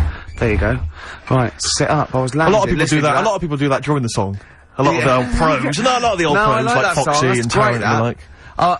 They were on Top of Pops yesterday, but they did My Generation. Any good? Yeah, very good. I mean, Was it close to the original, or did they make it their own? No, both. It was pretty close. They did, musically it was close, but, they had a certain... Was it Noel singing, or Liam? Liam. Very, very cool. Very cool. Good swagger, he's an amazing, attitude back. I think back on form. A lot of people tell me, though, that if you go to any of these big stadium gigs they do now, it's an absolute nightmare, because a lot of the fans are really grim. I mean, I've spoken to 2 people independently who've both been at gigs where there have been fans weeing on other fans' shoes. That's not what I want from a gig. That's not nice. No, they own them, then. Well, yes, apparently. That's theirs then. Oh, Yeah. what, if you wee on something? Yeah, that's you yours. own it. That's It's cat yeah, law. because cat law. Yeah, cat law is if you wee on something, then you own it. Yeah. Yeah. I know you live by cat law. Yeah, I do, No, you do live because my wallet. I think you own, yeah. and Several telephone boxes. much of my hair. What were we talking about? We were talking about nudie beaches. Yeah. Because I still can't get around. I don't know why they only play volleyball. No, that's what they do then. Surely there's other games you could play. I think French cricket would be slightly more. All the pictures I've ever seen of nudist colonies always seem to be quite attractive women and some fairly grizzled sort of 45-year-old men. I don't know if that's generally the clientele that, you know, it just happens to work that way. But I'm quite looking forward to getting to around the 45 mark. I'm just cruising down there. Happy birthday, right, I'm off. Exactly. Where are you going without your clothes? yeah. Yeah. And at what point, I mean, you can't go into a nudist colony, can you, without taking your clothes off? You can't. I don't know if there's a door policy where there's that sort of No, I think there is, I'm sure. Oh, actually, no, because when I went to my nudist beach, there was actually a security guard. Stopping you from... Naked? No, no. No, Claire. That's very Would it be strange. possible for a bloke who was, say, a fairly good swimmer to swim up to the beach in a wetsuit and not have to come... France. Okay, well, yeah. Let's say, just say for the sake of it, that this person, you know, had some time on his hands in a week. Yeah, yeah. You know, and he'd made quite a bit of money. He recently, he had some trained. He time. trained 9 hours a day at the lengths in the pool, Yeah. thinking if I can get Yeah. to the Eurostar de France. It could work. It could work. Yeah. So what was your nudist beach experience? This was not a colony. No, Not no, a it colony literally of just was a nudists. choice that this place had a few beaches. One of them was a nudist beach. And could if you wanted see to the be all nudist over. beach from the regular beach? No, you couldn't. You see, Right. it was just round the What about with corner. binoculars? Possibly. Yeah, possibly. But you see, my worry is, as a healthy young man... Yes, you're not a if- healthy young man, are you? No, but I'm talking about you two. Right, sure. You're pretty healthy young men. How awkward it must be for you on a nudist beach if you do happen to see a very good-looking, naked lady. What you do if you... Well, that's the reason I've not gone to any. Okay. Just exactly that worry. Because it is very off-putting. Yes. If you had, it sounds like this is a confession. Exactly, yeah. Go on, That what did happened? actually happen to us. Really? An older Go gentleman... on. An older gentleman obviously was enjoying his time on the beach. Right, explain more. I And don't then quite- came over to chat. And you just don't know where to... Sorry, so hang on. So he approached you, Yeah, for a chat, as you do. People are friendly. right, without wishing to get too lewd, within a state of arousal. Is How that the far case? can we go down No, this? I'm not trying to sort of, I don't want to get too kind of, you know, graphic or gynecological. Have you noticed... that- Gynecological. Oh, I was going to say how quiet Ricky was keeping But so at he this came point. over, Well, I'm worried about this. I'm worried about telling this story. But I think it's an interesting, I think this is an interesting point. Yeah. Because so he came over and he was just chatting away. Yeah. Quite proudly. Yeah. Well, Standing to eventually got attention. quite... Yeah. And why was this, Claire? I mean, not wishing to be disrespectful, but, you know, he's a I man, don't know. he's been around a bit. Were you reading erotic poetry? What were you... I was talking about the weather. Right. About how nice it was today. And he approached in pole position, or did he... No. Or did he... I don't like it anymore. Fine, okay. I don't like it anymore. Let's leave it then, But let's that's leave what I it. did. I actually ran away. You ran away? That's I terrible. went insult. swimming. Was he French? Was it quite tricky to speak to him? No, he spoke perfect English. Sorry, during the break, like, Claire said, I went on the switch once, right? And this man came over, an old fella, and she started off, the bit you left out said, he had the biggest knob I've ever seen. And then I laughed, and then she went, and then it got bigger, and I went, you can't tell it then. I was worried about that, but she left out the funny bit, and you just went all weird. Yeah. So, play I Bob worry- Dylan. Only Bob Dylan can get us out of this.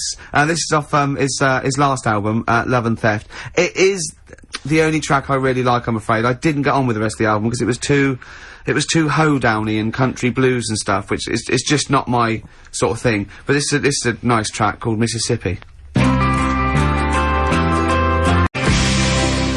Bob Dylan. Mississippi. Off the album Love and Theft. I must admit, not my favourite Dylan album, but that's a nice track, isn't it?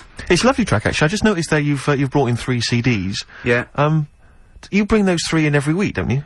You just play from those 3 CDs? Or what, you substitute the Dylan for different Dylan albums, Yeah, and the other so 2 remain the same? Well, no, I've got them playing a different Cat Stevens. I've got Tea for Tillerman. I've never brought that in before. Yes, Different you album have? altogether. No, I've seen it before. No, I've never played anything off Tea for Tillerman. I've played it off, Catchable at 4, Teaser and a Firecat, You don't have a sort of deal with Island Records to try and keep that Cat Stevens back catalogue afloat? No one's really shifting it. I think it might just be CDs that are in the bottom of a bag. This is why I'm thinking, so lazy. It's just you've got one carrier bag that you bring back and... Exactly. Sure. Yeah. Well, we'll look forward to those later. Yeah, go on. No, I was just really wondering, Rick, and I don't want to put you on the spot, but could I have some adverts? Yeah.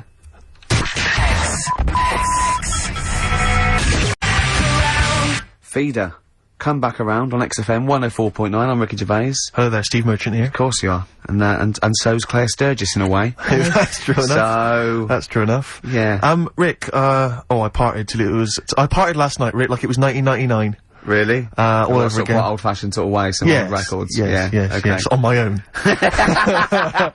In my flat, crying. Just like 1999. Yeah, just like 1999. No, went to see Prince.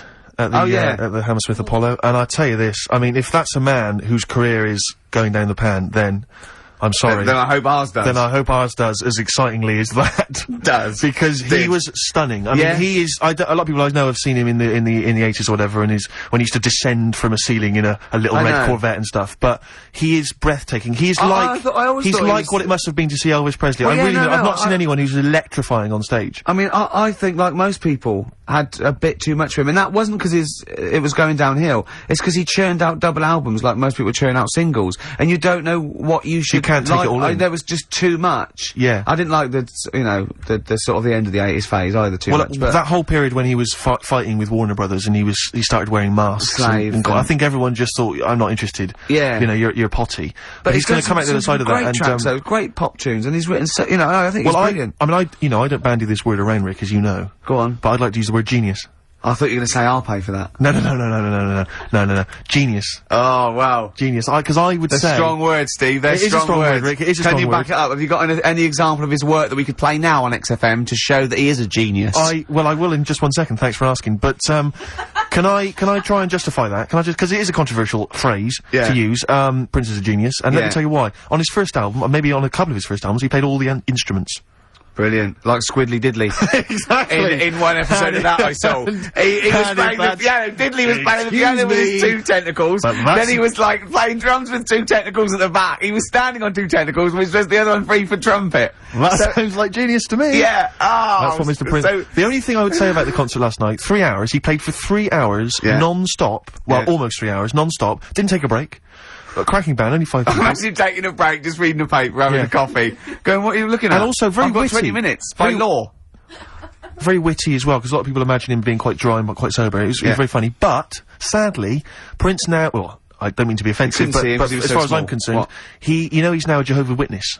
He's now a Jehovah's Witness. So he's going to come round tonight? Well, no, but at the end, he did sort of spout on about, his beliefs. Yeah. And I felt a bit like I'd sort of, do you know what I mean? Like I'd sort of paid 40 quid and I'd queued up and I'd sat for 3 hours to then be preached at a little bit. So that was anything that put well, I'll tell you what, good job for him. He was good value, because he'd have got an earful from you if he did. Imagine if he'd not played the singles or only did like 20 minutes. Yeah, well, I'd have been livid. I'd have just stormed out. I'm out of here. But I did, because I don't know. So you've had, interesting, Steve Merchant says Prince is a genius. This is XFM 104.9, coming up to 2 o'clock.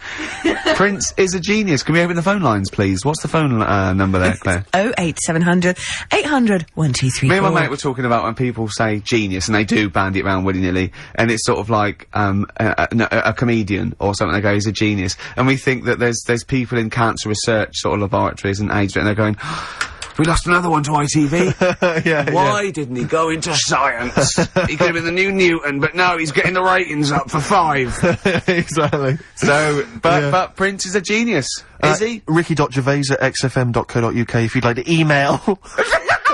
Prince, genius or little fella? It's up to you. But when you are a Jehovah's Witness, I don't know much about the faith. But are you obliged when you sign up to sort of do your time going door to door? Because it would be amazing. Imagine Prince turning up at your door and just, hi, can I come in? Well, I don't know. And and just coming in and, I'll sing you some of the hits, but I'd like you to buy a copy of this afterwards. I'm not really interested. Which ones are you going to play? Because I'm not a big fan of, I don't like, If I Was Your Girlfriend, and anything from Diamonds and Pearls I'm not interested in, so shoot off. Yeah. I quite like... Because I thought they were going to start selling the Watchtower at the end. The most beautiful... I like that one. Yeah. Well, there's those fat people in it. Does it make him a genius? Oh, call up 10235 96429. Prince, genius, or bloke with hair. Prince, of course, and Raspberry Beret, one of the tunes he played last night, and, breathtaking, I have to say. I can't sing his praises enough. Although, didn't manage to get myself into the after-show party, where Prince is often renowned for playing with the likes of, jamming with the likes of Rolling Stones. What would have been your approach to get in? There, Steve Merchant here, XFM, Ricky Gervais show. Any chance I could come in to your party? To your party, please? I'll be honest, can I call you Lanky? Well, if it'll help me get in, yeah. It won't, but thank you anyway. I'll be honest, Lanky, your chances are slim to none. 4 eyes. Okay. Alright. I enjoyed the concert, if that is any... Okay. I could talk about it on the radio. I'll talk about it on the radio tomorrow. I'm gonna take away that slim. Okay. It's none now, freak. Okay. Okay? Alright. So go away, yeah? Cheers. Okay. Was it something like that? It was not dissimilar, Rick. There was a lot more profanity last night. And punches were thrown. Was it last night? Yeah. Oh, right. Yeah, it was breathtaking. How's it working out for you, Rick? How's it working out for you being a celeb? How is that working out? How's that panning out for you? Is that alright? Is that working alright, Rick? Is it? Hey? All the fame and everything? How was David Bowie on Tuesday? I read about that. Why did I have to read about your presence at the David Bowie gig in the Evening Standard? Why do you keep that from me? Okay. Why do you keep that from me? Right, okay. Right, I know what you're thinking. I got an invite, it was freebies and I didn't Because I've discussed this in the past. I said, Yeah, if you get invited to David Bowie or any of the big name concerts, I gotta go as well. That's the rule. The rule is that we make the TV show, you're in the show, you become famous, fine, but I need to be able to also get the benefits of that. Well, I didn't go. Did you read this in the Standard? Yes, I did. Yeah, no. It said... Well, it was in the paper, Rick. It was in the paper. It said present at the concert. It's absolutely true. I'm not bullshitting. Absolutely true. In the concert were Ricky Gervais and Jonathan Ross. Now, we were invited, but we couldn't go. Neither of us could go. So I just think they must have seen a copy of the guest list or someone said they were coming, or they just guessed. But I didn't go. I couldn't go. So there you go. It was Wednesday, and I couldn't go. If I'd have gone, you'd have been there, mate. Rubbish. Because what worries me is that you were invited, or you requested tickets and then you didn't go. No. What happened was the Bowie's people just said, "Are you coming to the concert tonight?" And I said I couldn't. But let me tell you something. Wait a minute. To get you off this track, right? The next night, we did go to dinner with Bowie at someone's house.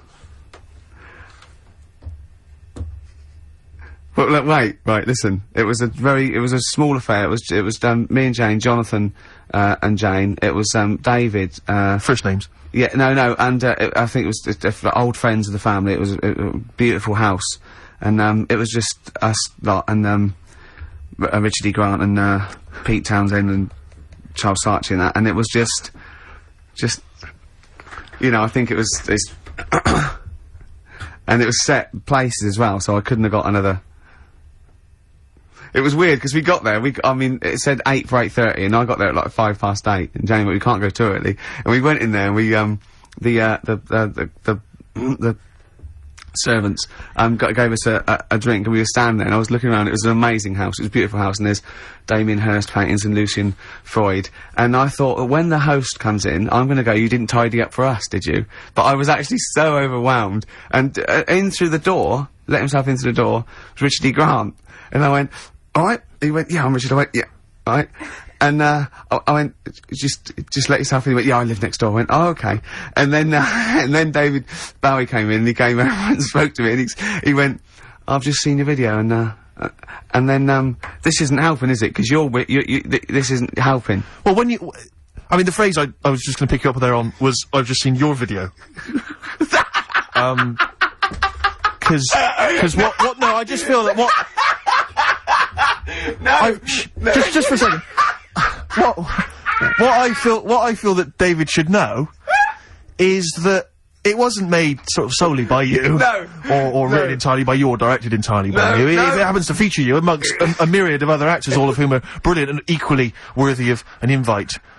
To that particular do. Yeah. But you'll notice that the person that's representing the show, what got you a place round this table, you notice the one person that was invited is you. Yeah. Just you. Yeah. Well, there's a very good reason And for a that. woman what you know who wasn't involved with the show. Your girlfriend. Well, we've got partners, you've got, you know, that's Well, it. yeah, but once again, she could have stayed at home. You could have gone in on place. Well, I did actually say if ever I get invited to see Woody Allen, and it's two people, that it would have to be you and Jane that went, because you're both bigger fans than me, and I promised that. And So, she went along with that. So David enjoyed the show, did he? He did, yeah. Yeah, he did, yeah. And how did the evening pan out? Was it suitably rock and roll? It was very nice. It was really nice. A pleasant. What did you have to eat? I had. There was nibbles sort of coming round, Nice, and then yeah. They fed you the food, didn't they? I bet they fed you the food. and then we had. What was it? What was for starter? It was like a ravioli thing for starter. I thought I won't have too much. I fill up for the fish dish. The fish was lovely. Then there was a sort of chestnut mousse. And what did you talk about with David Bowie? Just, you know, music. Yeah. Music. You appearing on his next album. Yeah.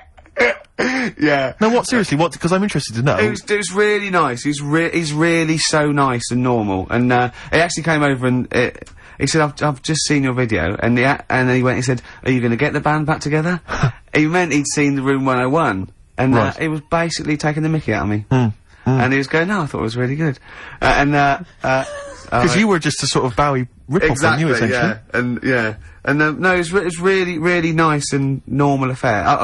Seriously, it was just really. I mean, I was going, oh my god, there's so and so, there's so and so. Yeah. But it was we really enjoyed it. It was really pleasant, and everyone was, And at the end, the people whose house it was friends of his, like sort of really old friends of his, got out a photo album, just like you do, and those pictures of like David Bowie. And, Dave, yeah, sure. Well, no, I mean, that's the thing about DB Pop. is he's... No, and Iggy Pop when they were cooking, and Dave was sort of going, look at Iggy cooking, and he was laughing like you do a mate you haven't seen. It was so sweet. It was just so nice. And then, I'm gonna see, play a record, Claire, because it is actually a little bit annoyed with me, play a record. Then Robert De Niro popped in. Yeah. And it all got a bit depressing. And Woody Allen. Yeah. And he went, do you know anyone that likes my work more than you do? I went, I don't think so. I don't think so.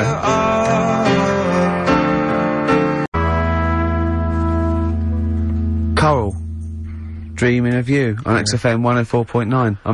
Yeah, one of the only tunes on the album I think worth listening to. I haven't heard it. Oh, it's rubbish. Is it really? But everyone's singing its praises like they're the saviours of British rock, but it just sounds like the Inspiral well, Carpets, and I don't mean that as a good thing. We were Skeleton Key as well, Steve. That's not too bad, yeah, but the rest it's is... all right. I think it's not. I think it's more sort of like 1978, 79, sort of those. Brit I don't know what that means, Rick. Well, I don't think they've ripped off the 90s. I think Old hat, you mean? Yeah, sure. Yeah, like it. Let me just return very briefly to your, God. No, I'm not gonna embarrass you, but, just returning very quickly to your dinner date with, David Bowie.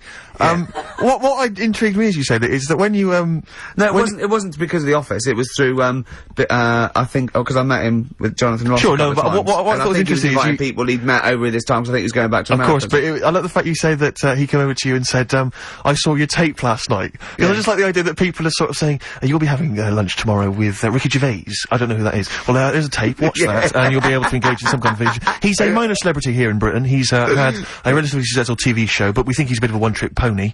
Probably won't be able to repeat that success, so probably won't need to be eating with him in the next 5 years, but be polite tomorrow. He was a big fan of yours. He used to embarrass himself in the 80s, doing a sort of vague pastiche of you, and other than that, there's not much else to say, really. Just be polite to him and then move on. Okay, who else has got... You know, it's just sort of... It's very odd that he was given a tape. It's like someone... you know, if you were doing a chat show, you imagine Michael Parkinson would be given a tape. I know, yeah. Just watch this, David. Oh, actually, I think he's been a fan for a long time. Oh, what? I think he's followed my career from the 80s. Sure. No, when you put it like that, it's not as flattering, is it? It's very But odd. he was very nice and very polite, and, we got on like a house on fire. Sure. No, he's great. Did you do your impression of him? No, of course I Did didn't. you not? Did you feel like the urge to snap into it just occasionally? And I didn't, I was just going, that's David Bowie, that. Yeah. That's still David Bowie. That's David Bowie talking to me now. Yeah. Oh, that's David Bowie talking to me Yeah, now, yeah, that looks yeah. like David Bowie. Yeah, that was what was going through my head. Yes. And we're talking about his songs, and like, that was bizarre. It was quite surreal, and, you know, and I do know a lot about his stuff, because I mean, he's quite a musical hero of mine. Yeah. And so it was... You didn't mention Tin Machine.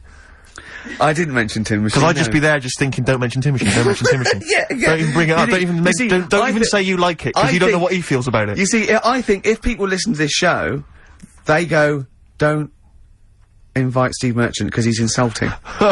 He insults people, he sends emails to people when he reads them wrongly. Yeah. He'll bring up a period of your life you don't want to talk about. Yes. Get the little short fat one. He's a lot more polite. Sure. Leave out the lanky one. Yeah. Yeah. Well, they probably wouldn't say lanky, Rick. They don't know what I look like because they listen to me on the radio. I think they're insulted. They might say, oh, you know, West Country, oik or something, Yeah. but... who was it I was listening to? Someone yesterday. There was someone had a Bristol accent. Fascinating. And no, I think, oh yeah, it was, one of those, the Fame Academy. Disappointing, but I think you'll have to get into it. Bit of a shambles at the moment, but I mean, no, there's no investment, I didn't know them. And one of them had a Bristol accent, and I just thought, it really is a stupid accent. What have we got lined up, Claire? What have we got? Well, a bit of John Spencer blues. Oh, I explosion. love this, I love this. Yeah. This is an old classic All right. I brought in today, and I think you'll enjoy it. Hello, Don't even start on that, Rick. There's so much I could attack you about. I mean, look at you, look at you, you're laughable.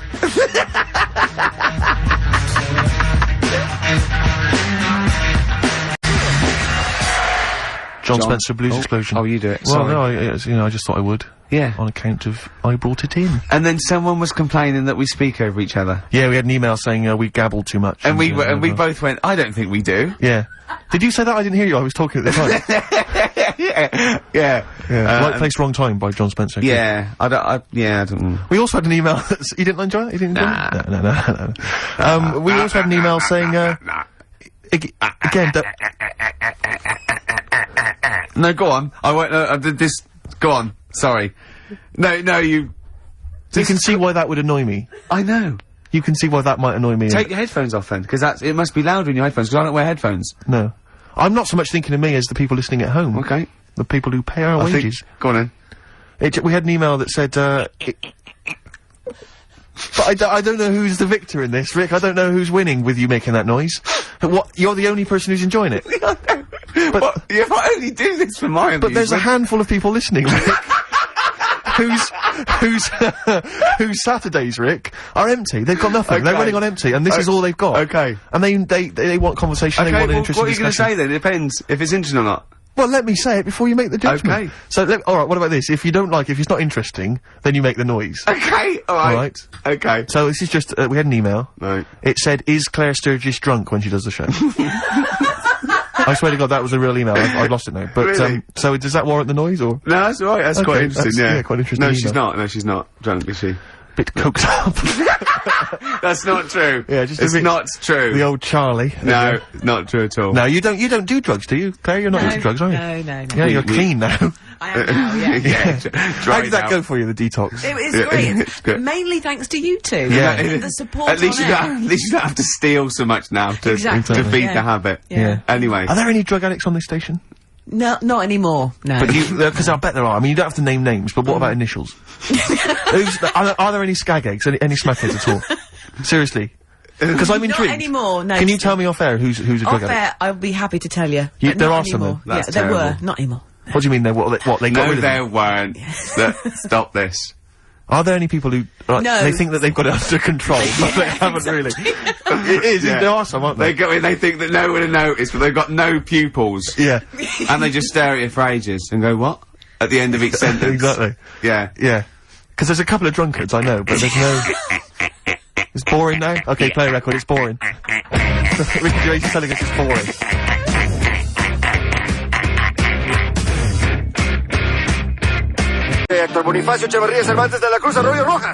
Queens of the Stone Age.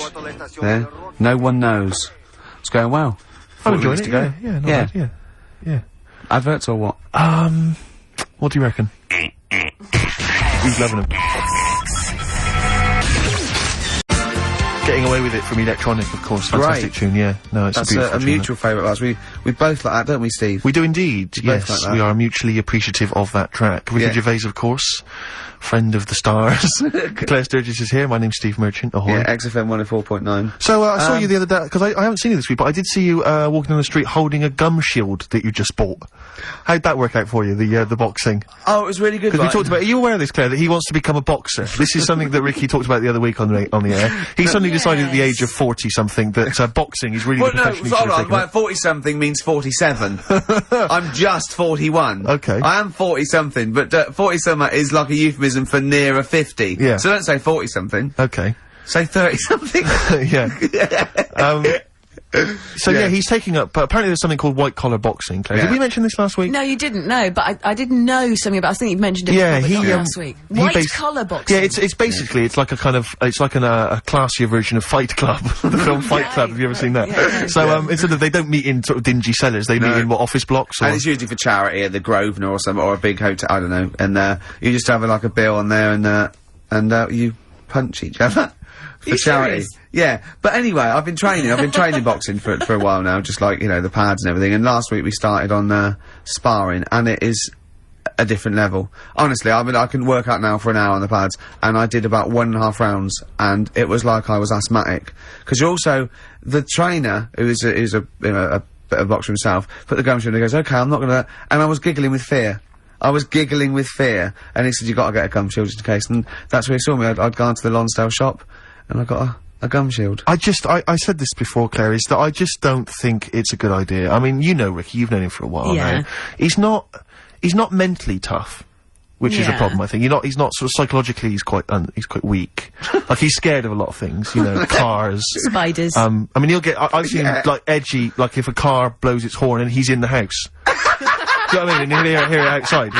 What's that? Is it coming through the door? Is it? No, it's alright, Rick.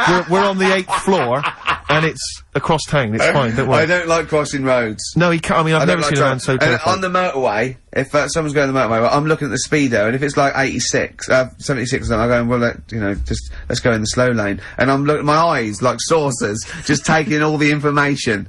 Yeah. Because he can't drive That's as a well. rational fear, though, isn't it? Roads but I think scary. it's because you can't drive. Yeah, possibly, So, for instance, the fact that I've seen, I mean, Actually, because I can't drive, and I do exactly the same thing on motorways. So that's alright, yeah. But do you do this, Claire, which is when you're in the back of a cab, and you feel the cab's going too fast, despite the fact that you're, say, driving up Shaftesbury Avenue in rush hour. Yeah. So you're never going to pick up a great deal of speed. Yeah. But Ricky he won't mention it to the driver, I feel you're going a bit too fast, he'll whisper it to me. No, He's basically suggesting to me that I should say something. Because I'm Ricky Gervais off the telly, I don't want to cause a fuss. You better do it, Steve, because you're nobody. That's basically what he's insinuating. Roads so I've always got to sort of make the complaint, or I've got, And but you're terrified of, you're terrified of that. You're terrified of spiders, as we know. Yeah. Cobwebs. You're terrified of pictures of spiders. There's no smoke without fire. Yeah. I know who made those webs, Steve, and they live there. Yeah, it was you that got the certificate, wasn't it, raised on the Spider-Man film? So they couldn't show the trailer before, you'd gone to bed. Are you scared of Spider-Man? Does he terrify? No, I'm not squared of Spider-Man. No, I'm not scared of anything. But I got used to the, in I'm a Celebrity, Get Me Out of Here. That one that kept walking off the street. I got used to him. I got to know him. Barry Geller?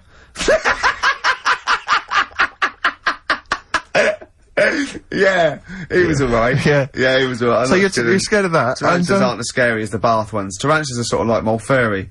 But what about these? Because these programs where they'll have people on, and they'll sort of, like I saw a show once where it was about phobias, and a woman was terrified of dogs, and a psychologist kind of got her to spend some time with the dog, and slowly, you've got no urge to sort of try and have that therapy done, and so you can maybe deal with your, which is basically, let's be honest, a woman's concern. It's a woman's fear, isn't it, essentially? That I stand on a chair. Exactly. Yeah. No, but I saw one, what's that one, he's really nice, he's not Jerry Springer, he's really nice, and he has, weird people on it. Is it? Montel Williams? No. Montel Jordan? No. About 50. This could go on for... Maury. Yeah, Maury Povich. Yeah. He's the one without glasses, isn't he? Yeah. Who cares? You saw Maury Povich. Yeah, and there was like these women on there, right? And the, trailer trash. And, they were going, you're scared of snakes, aren't you? And then a woman would go on a snake, and she'd be screaming, knocking things over. And, I'd go, well, that's not doing anyone any good. Really? Yeah. That's just for the audience to prove her point that she's terrified. Yeah, exactly. And it was like tinfoil, and someone brought on millions of bags of tinfoil, and she was screaming, What, hugging she was him. scared of tinfoil? Yeah, that's worse, isn't it? Scared of tinfoil is pretty mad. Yeah, well, it's irrational. You I know can't somebody link it back. who's afraid of buttons. Yeah, anything. Afraid of buttons? Yeah, 'cause there's Afraid something of buttons. weird going on in your head, isn't it? It's some sort of weird symbolism. But I understand the snake one or the spider one, because I understand, there are poisonous spiders and snakes. Well, but it also could be sort of like chemical memory. Yeah, that could be, but it's usually some, But how do you? Because I don't know. Because I don't have any irrational fears, particularly. Well, don't confuse. Except when you're flatulent. That I'm terrified of, because you never know when he's going to spring. Because he's not got any of the social graces, Ricky. He'll just think it's funny to just pass wind. You know, dinner. I don't imagine he did it during dinner with Bowie, but if I'm having lunch with him, it's just, and because he'll just start grinning, and you know it's on the way, Claire. You know there's something in the post when Ricky starts when when his lips curl up, you're having lunch maybe, here it comes. And it is, I'll tell you, it is eye-watering stuff. I mean, it's intense. Oh, tell that story when you're on the train. There is only one smell that is worse than Ricky Gervais' flatulence. I was on a train once, and, a guy was on there with his dog, and the dog passed wind, right? I don't know what he'd been feeding it, like sheep or something. You know, cattle. He must have been feeding it you know what I mean? Like intestines or something. It was intense. This smell pervades the carriage. You know, because they're all like they're all kind of air conditioned, or they're tight, so there's nowhere for the smell to escape. So it's just kind of spreading, like in this kind of invisible sort of stench that fills up the carriage. I'd say that people's eyes were bleeding. Do you know what I mean? It was like, that's how it was just...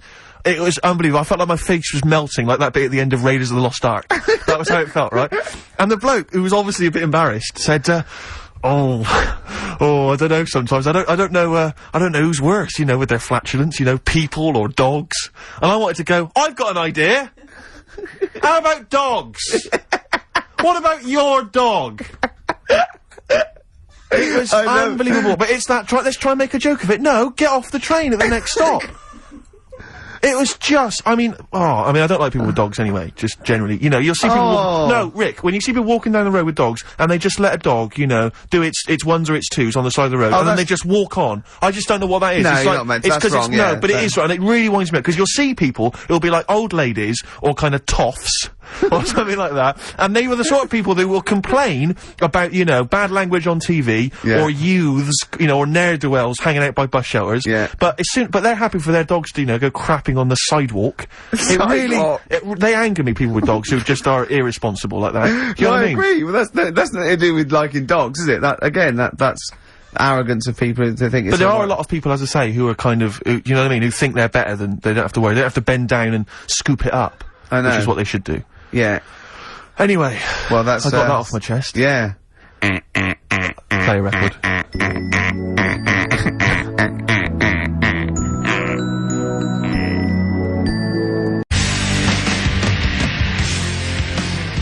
Well, in the last half hour, Steve, they've heard Nirvana, they've heard Oasis, they've heard they've heard Dylan. We've got coming up, we've got Cat Stevens, we've got Tom Waits. You know what I mean? Now, it's great music. We're playing a lot of music and talking less in the last bit. Now, some people, right, would say that's because we running on empty and we ran out of things to say at 20 past the first hour. Yeah. Right? I say it's 'cause we want to get in some great tracks. Well, that's my excuse as well. What's next? Cat Stevens off Tea for the Tiller Man. I've got nothing, Steve. You're running. I know. Well, it's the noise. I think the noise was the lowest point. Was it the noise? The noise was really annoying. Miles from nowhere. Cat Stevens from Tea for the Tiller Man. So many people, Rick, haven't even got a Cat Stevens record in their collection, and you hear tunes like that, you just think, do you know what I think of them? You think why? I think why, Rick. We just had someone phoning up saying they want a bit of psychedelic furs, and Claire said, "Oh, what's your favourite track?" And we both went, "It'd be Pretty in Pink," and it was. Yeah. But you know, you meant to say like on Heart or Magic. You're told to say coming up a classic by so and so, and people stay. Watch it in case it's their favourite, and if it's not, you don't give that away. But it doesn't work when it's things like, I hear things all the time like, after this, a classic from Men at Work. That'd be Down Under then. Yeah. Coming up next, a beautiful tune by Danny Wilson. Mary's Prayer. It's Mary's Prayer. It can only be Mary's Prayer. Yeah. So it doesn't work with those that they've had one hit. Yeah. Or a tune from, Hearsay. Oh, I hate 'em all. Nice. You know, because like rock and roll come on, and that, we hate them all. Don't kick 'em when they're down. Yeah, it's true enough. God, what other pop do we hate? You know that thing, yeah. No, we all hate pop music, don't we? That's why we're an alternative station. Agadoo's rubbish. Oh, I hate it. Russ Abbott, Atmosphere. There's no atmosphere in here with that playing. Oh. Last night, thing started, the Fame Academy, and I'm quite a sad telly watcher, and I've been looking forward to that for about 2 weeks. I fell for the hype. I can't believe it. I love Pop Idol. I love Pop Stars the Rival. I love Celebrity Fit Club. I love all those things, right? But, just disappointing, because they'd already picked them. I think it's investment, and, I'll be honest, I think the standard was poor. The standard was poor? I think so. And are these people with different, abilities, or is it all singing? It's all singing. It's rather like they've got us down to the last 12 of Pop Idol, say. It's like that, you come in at that level. But to be fair to the programme, I think it's all about what happens next, because now they get voted out like Big Brother. Right. And do they write their own material and stuff, or they'll be taught to do that. They've got the whole team together and everything, so then they're filmed, you know, like with 24 hours a day and everything. And so, I think you've got to get into it and get to know these people. There's already a few I go, right, she's annoying. Yeah. Right, vote her out. And they have to, there's 3 that the teachers say each week, okay, you're up on probation. And then you vote them out, and it gets it down to 1 person. But the interesting thing is, it's not just they get a record and they release a single, they live the life for a year. Right. So they get this beautiful sort of pad in Notting Hill Gate, they get a sports car, right? And it says they get to go to parties. They're already set up to go to the FA Cup final, the Brits and all those things. Dinner parties with David Bowie. Yeah, meet all these people, and then after a year it's taken away from them. Wow. They just take everything back. And you don't like this because you feel it cheapens, like, your celebrity lifestyle, which you've worked for. No, but the other thing is, of course, they could be big stars by then, and they just have to get their own car. But, how do they, what... That psychologically is gonna be grim. But are we gonna follow it up for that year? Are we gonna, is it like... Well, that's when it becomes interesting. I mean, now, camera crews following Hearsay, now that's interesting. Yeah, I know, and what Jay did next, Yeah, exactly. when they actually, but I don't know how they're gonna do it. How long, Jane, why do I call you Jane? There's so many, the name Jane's been mentioned so many times. You can call me whatever you like, Steve. Love, well, how long do you reckon Ricky would last in the Big Brother house? If he was in Celebrity Big Brother, how long would Ricky stay in there? Well, you see, as a... Well, it depends, you see. Go on, you that's a tough answer. one. No, because as someone who would be watching Big Brother if Ricky was in there, I would make sure that he stayed in right till the end, just for comedy value. Well, of course, because you know he's irritating, he's a sort of... So I'm Chris You're the Chris Eubank of the house, but obviously a lot of people tend to vote out the most irritating, annoying, most loathsome person. Well, they want to get rid of me, but the public presumably might want me in there as a sort of irritant. I think the public would turn against you as well. I know you, Rick. Right, well, that's it would expose you for the charlatan you are. Go on. We haven't played a song for the ladies for some weeks, because I just keep forgetting to bring one in. I need one. Thank you, Jane. I thought, you know, I haven't played Tom Waits for a while, and this is, you know, one of his classics, and it's just beautiful, beautiful tune, and however many times you've heard it, it's still brilliant. Downtown Train, Rick. Oh, I can't believe it. We're back next week, and Karl hopefully is back with us. Karl, I think will be, yeah. Well, we don't know, but,